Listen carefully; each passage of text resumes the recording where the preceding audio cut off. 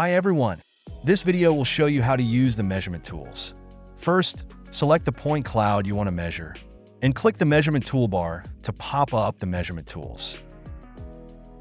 The first one is point measurement. You can click any point to display its current information. The second one is length measurement. Left-click to select a length, and right-click to see how long it is.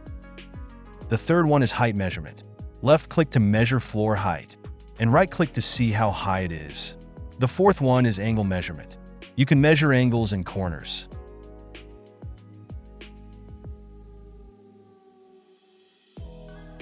The fifth one is area measurement. Select an area to measure.